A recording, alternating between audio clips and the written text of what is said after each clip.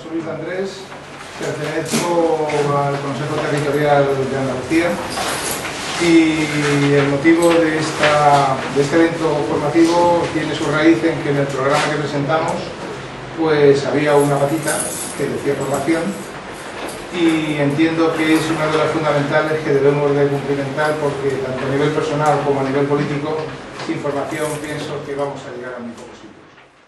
En definitiva, que sin formación yo tengo la sensación de que vamos a llegar a muy pocos sitios, concretamente a muy pocos porque se me pudo. El objeto concretamente de lo que estamos haciendo este verano era primero demostrar que esto se puede hacer, segundo que estamos necesitados de algunas de las cosas que estamos proponiendo y tercero y sobre todo hacer un efecto propagandístico de que necesitamos gente como Pedro que voluntariamente, ya sabéis que las dotaciones presupuestarias que tenemos en este partido de momento son entre escasas y cero, concretamente para formación es cero, lo cual facilita la labor, no tenemos ni mucho ni poco, no hay discusión, es nada. Entonces necesitamos gente, necesitamos afiliados, simpatizantes o simplemente personas que sin satisfacción pecuniaria, bueno, sin satisfacción económica de ningún tipo, quiera participar con nosotros de sus conocimientos. Nosotros nos debemos de formar a nosotros mismos porque sinceramente no tenemos recursos y debemos de desarrollar en nosotros mismos la capacidad de la autoformación. Esto va en esta línea. Yo creo que este partido tiene suficiente número y suficiente nivel cultural, y no solo cultural, sino de conocimientos y de formación, para que de nosotros mismos salga suficiente conocimiento para ponernos a la cabeza del resto de los partidos. Y creo que eso lo podemos hacer. Pues los otros partidos, por ejemplo, pues el PP tiene su fundación FAES, dotada económicamente con millones de euros, de nuestros millones de euros. El Partido Socialista a su vez tiene otra fundación, que no recuerdo cómo se llama ahora, IDEA me parece, que también está dotada económicamente con otras docenas de millones de euros. Nosotros tenemos una fundación que de momento no tiene prácticamente desarrollo, digamos, formativo, que en un futuro yo creo que debe de tenerlo, pero que no tenemos dotación económica prácticamente estatal. Entonces debemos de ser nosotros con ningún recurso, pero con nuestros recursos culturales que tenemos, y tenemos muchos, los que podemos hacer que esto se haga cada vez mejor y tengamos cada vez mayor capacidad para llegar a la sociedad y que nuestro mensaje sea mucho más evidente, mucho más claro y llegue más contundentemente. Yo no quiero aburrirlo mucho.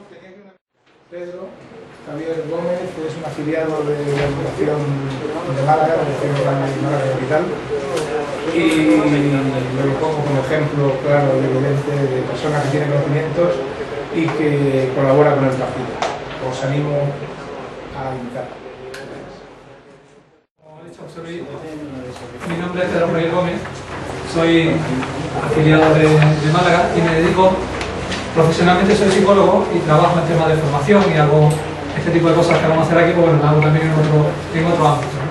Entonces, hoy el primer curso que vamos a ver es el de asertividad y habilidades sociales. Lo primero que tenemos que hacer es definir de lo que estamos hablando, esa palabra un poco extraña. Los psicólogos tenemos tendencia normalmente a inventar palabras raras para que la gente no sepa muy bien de lo que estamos hablando y así les podamos cobrar más. Esto es siempre una cuestión de Entonces, en realidad, la asertividad define un concepto que está en la mente de todos, que es el poderse relacionar con las personas, poderse oponer a las personas cuando sea necesario, pero sin causar por ello un problema, es decir, sin causar por ello una ruptura con esas personas. En eso es lo que consiste la asertividad. Entonces, si nosotros somos capaces de manejarnos con otras personas, pero sin crear conflictos con ellos y a pesar de ello defender lo nuestro, el asunto quedará muy redondo y muy bien. Todo eso se acompaña de unas habilidades que son necesarias, que son las habilidades para relacionarse, porque son las habilidades sociales. ¿Por qué es importante que las personas que estamos afiliados al partido tengamos unas buenas habilidades sociales? Desde la perspectiva del partido, porque vamos a hablar del partido con otras personas, vamos a relacionarnos con otra gente, nos van a hacer convocatorias para cosas en las que es importante que nosotros llegamos y nos desenvolvemos bien, porque vamos a ser el nombre de un PID. Ayer estuve yo en un primer programa de radio, de una radio local muy pequeñita, en un barrio de Málaga, al que me invitó un amigo, y yo hubiera declinado la invitación porque ya esas cosas me ilusionan un poco. Pero claro, luego piensa uno y dice, bueno, saldrán temas políticos, y es una oportunidad de que haya una voz de UPyD. Entonces, dicen que sí, y efectivamente se habló de todas las cosas, se habló de la propuesta de un Estado federal y demás, y decía, es que no he encontrado ningún partido al día de hoy quiere decir nada sobre la autonomía, sobre el Estado autonómico, la organización del Estado. Solamente UPyD, claro, porque los demás están esperando a ver dónde se ponen los catalanes para luego apuntarse al caballo ganador, ¿no? Yo era de los que estaban en contra, yo era de los que estaban a favor. Entonces, esa oportunidad que surge se aprovecha, pero para aprovecharla hace falta tener un mínimo de habilidad, es decir, llegar a una situación como esta que me ocurrió a mí ayer y que os va a ocurrir a todos antes o después, porque siempre surge una oportunidad y siempre hay alguien que pregunte, oye, pues fuera tu idea, me interesaba saber, queríamos que viniera un día para contarnos, quiero que me expliques cómo es. Entonces, si en ese momento nosotros tenemos una buena capacidad para manejarnos, para expresarnos y para decir lo que queremos, tenemos muchas oportunidades a que ese acercamiento que hemos tenido sea un primer contacto, sea una punta de lanza y a partir de ahí podamos conseguirlo.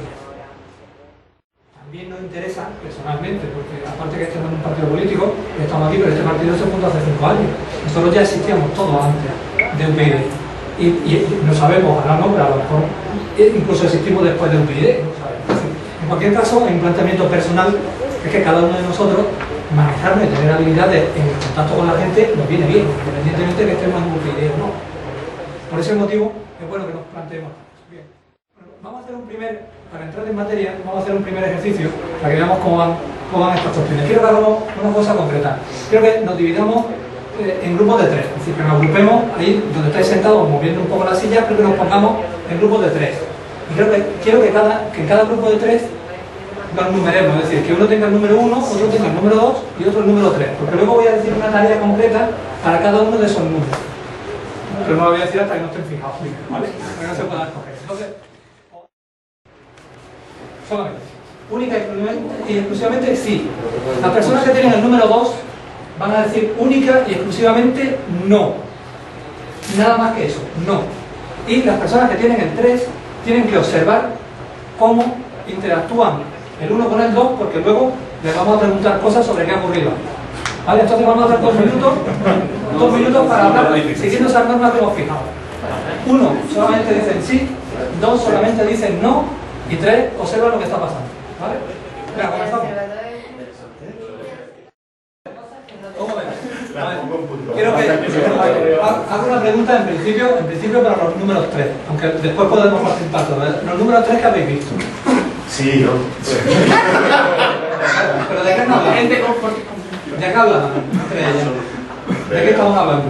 Una quería, digamos, hacer que fuera su sí y la otra estaba convencida de que era su. Bien. ¿Qué más cosas habéis visto que se digan entre ellos? Yo he visto una conversación bastante completa con solo 2 palabras, porque además los gestos de uno y otro, por ejemplo, en el sí había más sonrisa que en el no, por ejemplo, y luego además eso, la imposición de la postura de cada uno, han ido alargando sí, no, sí, no, han ido alargando cada palabra. Cada vez se ve más gente. Y los gestos cada vez un poco más contundentes, más claros. Claro, entonces, ahora ya abrimos más. Los que estabais haciendo el sí o de no, habéis dicho algo, es decir, estabais tratando de comunicar algo más que simplemente el sí o el no. No.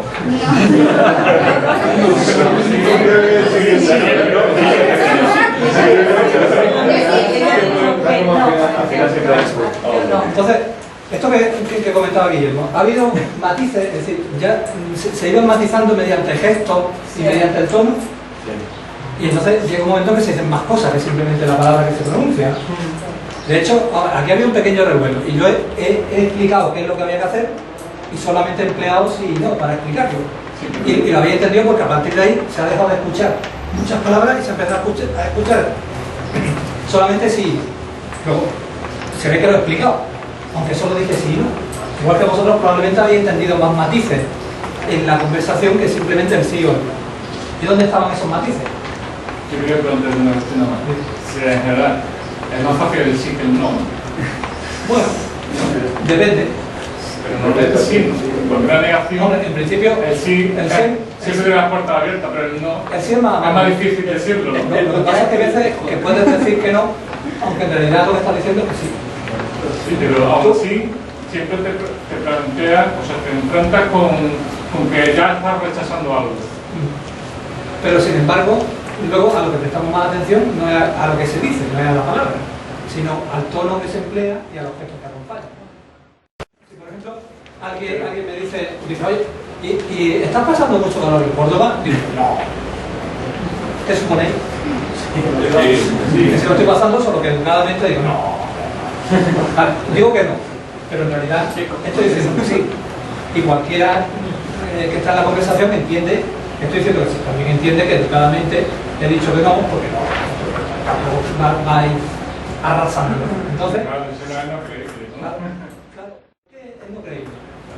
Porque cuando hay contradicción entre lo que dicen mis gestos, mi tono de voz y lo que dicen mis palabras, siempre a lo que le asignamos el valor auténtico es a los gestos, al tono, es decir, a lo que es la conducta no verbal, a lo que acompaña las palabras. Las palabras dejan de tener sentido. En principio, nosotros pensamos que transmitimos fundamentalmente con lo que decimos, pero sin embargo, nuestros gestos y el tono que empleamos son mucho más importantes que nuestras palabras. Porque cuando haya conflicto entre una cosa y otra, el que nos está escuchando dará por cierto lo que dicen nuestros gestos y no lo que dicen nuestras palabras. Por eso es una cuestión más importante y va más allá del puro juego. ¿Sí? Lo que dicen nuestras palabras es mucho, pero lo fundamental es que no causemos contradicción con lo que están diciendo nuestros gestos, como dice el tono. Porque eso puede hacer. Y luego, la comunicación tiene más matices que simplemente el decir palabras, tiene más cosas. Todo eso lo estamos aportando con los gestos, con los comportamientos, con el modo de, con la postura.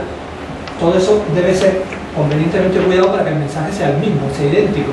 Porque si hay una contradicción entre lo que se dice con conducta no verbal y lo que dice la conducta verbal, es decir, entre las palabras y lo que acompaña, si hay una contradicción entre ellos, las palabras son anuladas. Entonces, bueno, eso es una pequeña reflexión, pero si entramos en materia, en lo que son de por sí las cuestiones en las que es precisa la asertividad, pues ahí en el material que vosotros tenéis hay una cosa que se llama muestra de derechos humanos básicos. Entonces ahí aparecen una serie de derechos que pueden ser, que son derechos no políticos, sino que son derechos en la relación con las personas. Es decir, cosas que uno podría defender y que sería bueno que cualquiera se planteara defender como una forma de defender lo suyo, lo propio. Entonces, podemos comentar sobre esos derechos que queráis, pero yo he señalado algunos de ellos que para mí son especialmente importantes. Por ejemplo, el número 5, que dice el derecho a detenerte y pensar antes de actuar. Vivimos en un mundo rápido, constante, lanzado, en el que todo el mundo quiere una respuesta ya. ¿Vas a venir a la reunión de formación que hay en esto? Que no sé, no, pero me tienes que decir si vienes o no. ¿Por qué tengo yo que dar una respuesta ya, de inmediato? Constantemente nos piden ese tipo de cosas. Nos piden que nos definamos y digamos, y demos una respuesta, ya. Entonces, ante eso siempre existe el derecho a detenerse y pensar. Todos tenemos derecho a parar. ¿Qué pasa si uno se para? Simplemente que se para y piensa. Y los demás esperan, sí, no pasa nada. Nadie ha perdido nada fundamental en su vida por estar 20 segundos esperando. Muchas veces nadie pierde nada importante por esperar un día a que demos una respuesta, a que contestemos o a que nos pronunciemos sobre algo. En muchas ocasiones no es ya la exigencia que nos hacen los demás, es que nosotros mismos también nos exigimos a nosotros mismos una respuesta inmediata. Te preguntas por la calle. Normalmente uno no tiene una respuesta. Dice, bueno, ¿qué opina usted sobre si las aceras deberían levantarse siempre aprovechando varias horas a la vez, aunque duren más, o si deberían esperar o no? Pues, en ocasiones hay que decir, oye, pues ya te lo diré. Es que necesito que me lo contestes ya. Bueno, ya, pero yo no te lo voy a decir hoy. ¿Por qué? Pues quiero pensarlo, quiero consultarlo, o a lo mejor quiero buscar en internet información sobre otros municipios en los que alguien de UPyD se ha planteado problemas similares y que nos hemos encantado y aprender ya de esa experiencia. Entonces, en muchas ocasiones nosotros nos van a forzar, y nosotros mismos nos vamos a forzar a dar una respuesta inmediata. Pero en muchas ocasiones eso es una falacia, es decir, es una imposición que nosotros mismos nos estamos dando. En realidad no es necesario correr tanto. todo el mundo tiene derecho a pensarse las cosas, a tardar en dar una respuesta. Bien. Otro derecho que hay ahí, que es también interesante, es el número 8. El derecho a hacer menos de lo que humanamente eres capaz de hacer. Yo en el rato que llevo en Córdoba ya he oído hablar de alguien con una exigencia que, bueno, que exige. ¿Cuánto se le puede exigir a alguien? Te has apuntado a un partido, pagas 20 euros todos los meses. ¿Y qué me dices? ¿Que no vas a venir a repartir esto cuando llegan las elecciones? No, a lo mejor no. A lo mejor no. Porque aquí no estamos para dar hasta la última gota de nuestra sangre, ni a dejarnos el pellejo hasta la última. Y todo el mundo tiene derecho a poner un límite. A decir, vale, esto sí, ¿podría hacerlo? Pues sí, sí podría hacerlo, pero no lo voy a hacer. ¿Por qué? Simplemente porque no me va a dar. Hay determinados límites. No tenemos que estar implicados en este proyecto o en cualquier otro, hasta la última. Hay un límite que podemos no querer superar, a pesar de que podríamos superarlo. Porque llega un momento en que uno podría seguir dándolo todo una y otra vez. Pero eso no es exigible. A nadie se le puede exigir que sea un héroe, y mucho menos que sea un héroe todos los días. A veces en política exigimos que la gente cumpla hasta la última. Es decir, bueno, pues vamos a ver. ¿Pero cómo que no has podido hacerme esto? Pero vamos a ver, yo te lo dije ayer a las 8 de la tarde. Y era para hoy. ¿Y por qué no lo has hecho esta noche? ¿Por qué no? ¿No ha pasado eso nunca? En este partido y en otro sitio. Que alguien te dice, pero bueno, pero si te lo dije ayer, ¿y por qué no está hecho ya? Pues ¿por qué no? Pues porque hay cosas que pueden ser, humanamente pueden ser factibles, pero uno no tiene por qué quemarse en ella, no tiene por qué dejar hasta la última. Bien. Esto está aquí recogido como derecho, a pesar de que todos lo sabemos y es algo lógico, pero muchas veces pasamos por estas cosas ya dando por supuesto que efectivamente todos deberíamos dar hasta la última. Bien, otro derecho muy bonito es el 13, que es el derecho a sentirse a gusto con uno mismo. Ese es un derecho fundamental. Es decir, si uno no se encuentra a gusto consigo mismo, el resto lo es más complicado. Porque ¿qué hace uno con los demás? Es preciso sentirse uno a gusto consigo mismo, tener esa posibilidad abierta. En muchas ocasiones nos exigimos, nos hacemos y queremos, estamos como esos mártires que están constantemente entregándose una y otra vez, llegando más allá. Es decir, hay algo que a uno le puede gustar como uno es. Y si uno no se gusta a sí mismo un poco, le falta algo. Otra cosa es que uno piense en mejorarse. Pero eso no es en absoluto incompatible con que uno se encuentre a gusto consigo mismo. Podemos sentirnos a gusto de la casa que tenemos y a pesar de eso estar pensando que si pudiéramos comprar otra que tuviera un dormitorio más, pues estaríamos más amplios. Y que nos guste la casa actual no quiere decir que no pensamos que no pueda mejorarse. Del mismo modo ocurre con nosotros como personas. El hecho de que uno se guste a sí mismo no quiere decir que ya crea que ha llegado al no va más. No rompe el poderse mejorar. Bien. Otro derecho de los que están ahí es el 19. El derecho a escoger comportarte de manera asertiva o socialmente habilidosa o no. Es decir, vemos unas habilidades, vemos cómo se hacen y vemos que pueden resultarnos útiles. Pero hay veces que a uno no le da la gana. No le da la gana comportarse hábilmente. Es decir, claro, puede ser muy bonito. Sí, pero no queremos hacerlo. Todo el mundo tiene derecho a tener unas habilidades guardadas dentro de sí y esas habilidades puede usarlas o no. Puede usarlas o no. No estamos obligados a tener que usar todo ese repertorio, aunque lo tengamos. Es algo que llevamos opcionalmente. Lo que sí es muy bueno es que tengamos habilidades sociales suficientes para podernos manejar. Y luego pues nos manejaremos con ellas si queremos, y si no queremos no. Porque nadie está obligado por el hecho de tener ese aprendizaje hecho a tener lo que ejercer. Bueno, son, como dice ahí, son derechos humanos que tienen que ver con la relación social. Entonces, lo podéis ver y si alguien quiere comentar alguno en especial podemos comentarlo, alguno más de los que yo estoy apuntando. Pasar por todo es un poco más tedioso.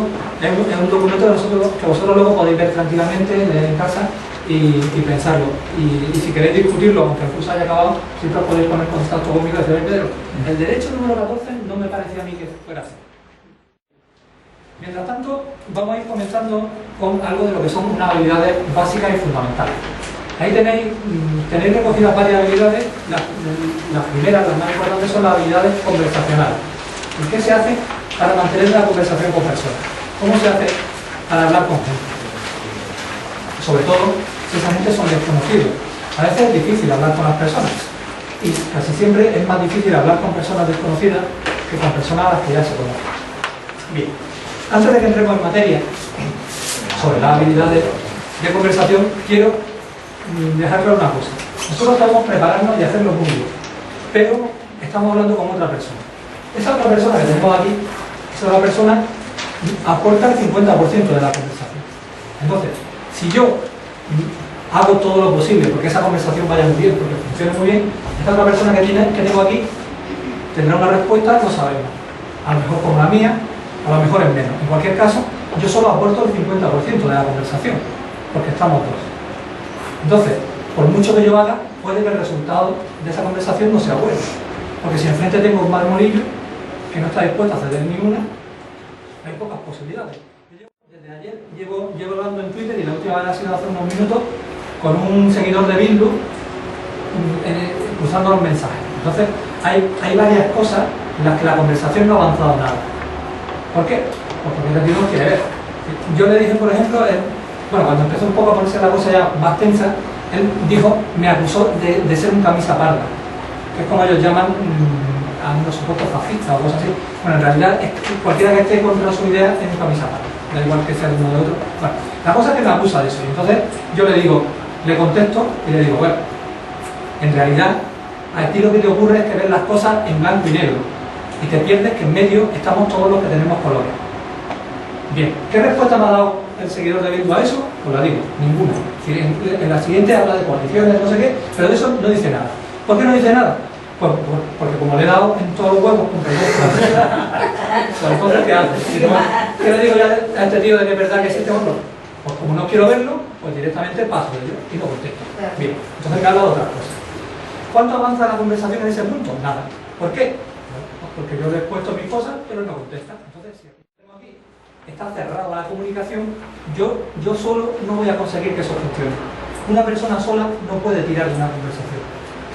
Si la otra colabora un poco, si la otra tiene pocas habilidades, pero saca alguna, si yo pongo mi 50% y el otro pone por lo menos un 10%, tenemos posibilidad de que salga algo.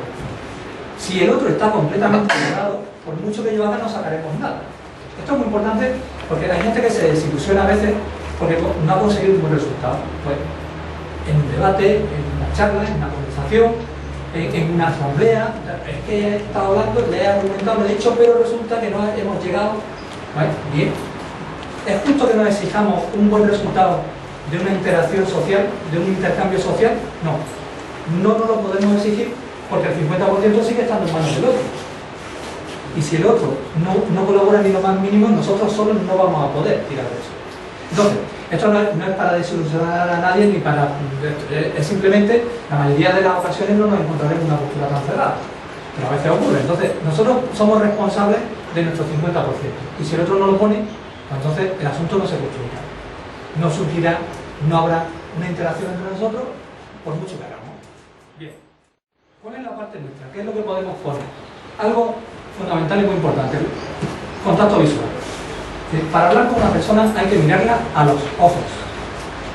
Eso es algo que no tiene, es decir, que no se puede sustituir. Que no decir, bueno, es que a mí me da corte mirar a los ojos, pero yo he pensado que sí. No puedes pensar nada. Es decir, o lo miras a los ojos o no funciona. Si cuando tú miras a los ojos, perdona, la persona que tú estás mirando y le estás conversando no te mira. Pues es que no te miran, es que no te miran. Tú puedes aportar eso. Porque yo me gusta hablar y que ¿Cómo te llamas? hay personas que le están hablando a los ojos y tienen la y en otro lado. Entonces, y es que no te miran.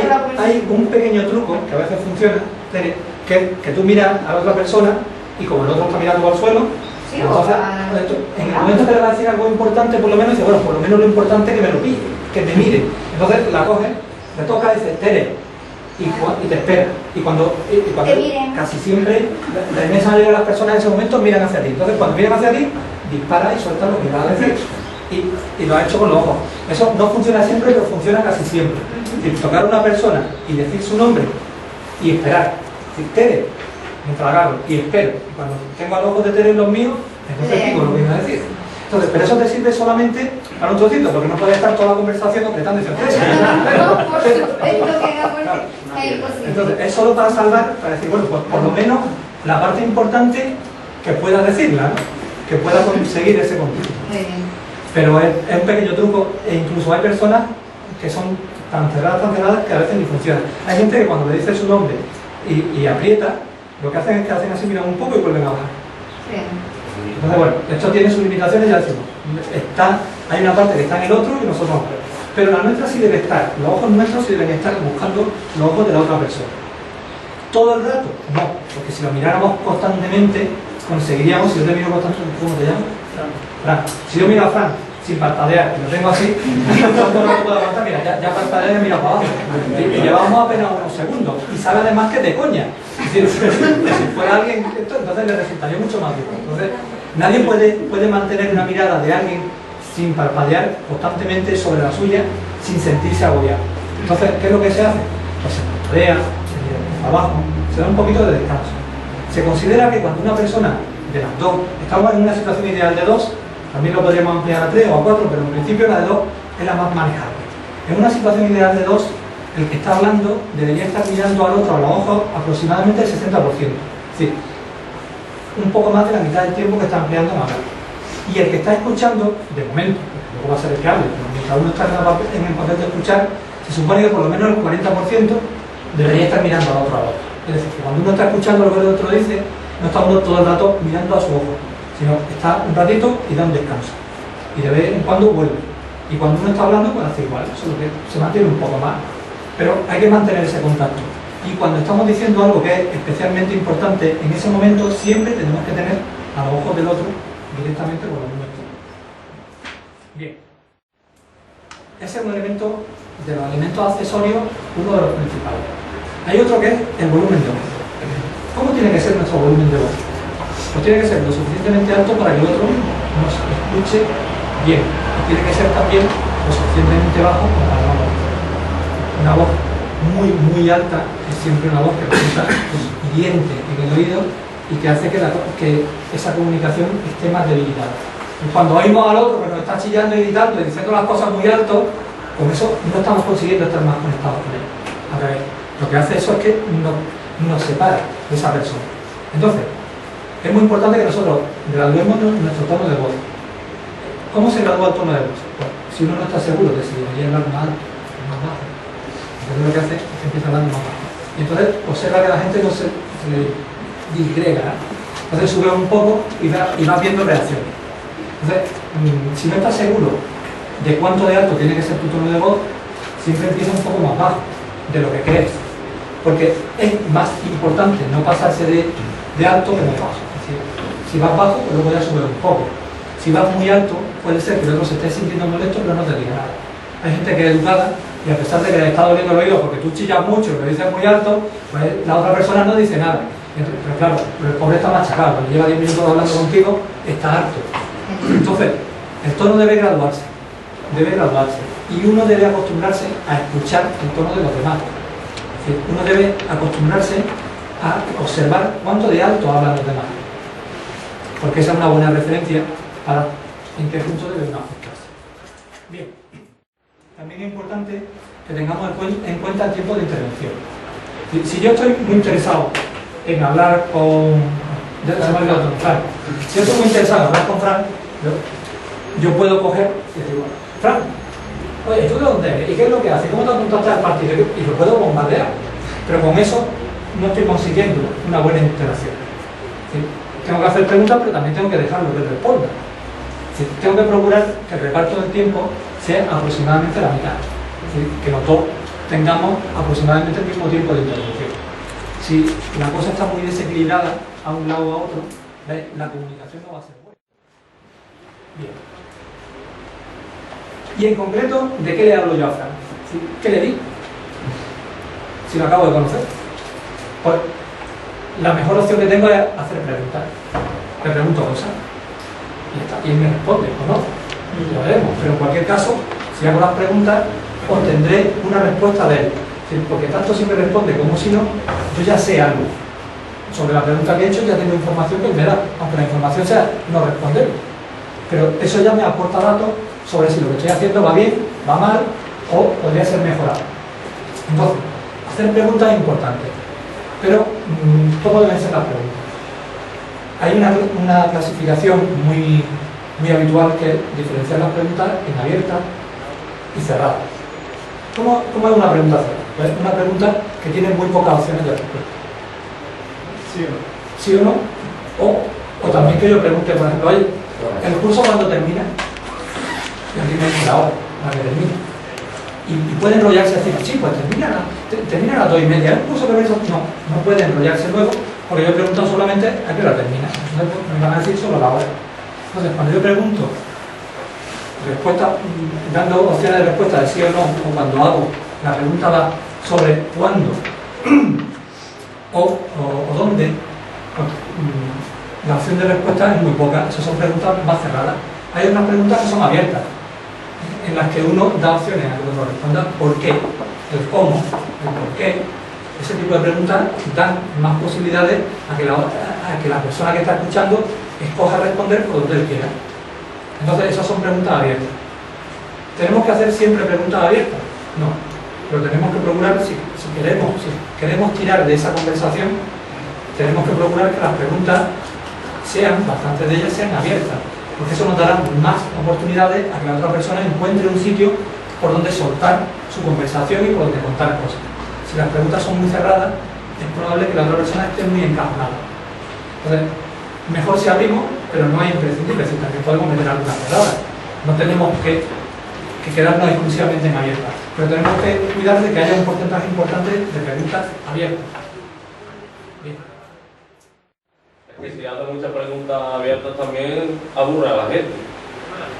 Hombre, claro, sí, por eso Si está por estos ratos, si por ejemplo yo le pregunto a usted algo. No, ¿cómo te llamas tú? Yo, Francisco. Francisco, si tú vuelves a pronunciar la palabra de usted, se va a haber en serio problemas conmigo. Meter de la cerrada. Pero que tenemos que ser conscientes de que siempre con la abierta estamos consiguiendo que la conversación crezca. Entonces, hemos de valorar eso. Yo directamente le echo el tú por encima para mejor que lo mal. ¿Qué hago entonces? Recojo el usted y empiezo con el usted. Y vamos intercambiando unos minutos de conversación, unas cuantas palabras. Y cuando ya llevamos un rato hablando, pues, oye, ¿le parece que nos tuteemos? Y casi siempre, si ha habido ya una conversación previa amigable y demás, casi siempre otros sí, por supuesto. Y se ve también liberado de un peso. Entonces, según si estás en una posición de igual a igual, tú puedes de una manera legítima aspirar a tratar de usted a esa persona. Aunque esa persona sea una persona cerrada, seria, firme, pero eso no quiere decir que tú no puedas tratarlo de tú. Solamente que no puedes entrar con el tú por delante. Pero sí podrías planteárselo más adelante, si estáis en una relación de igual a igual. No tenemos que descartar, decir, no, es que es muy serio, entonces le hablo siempre de usted. Bueno, puede ser muy serio, pero eso no quiere decir que yo me tenga que conformar en llamarlo de usted.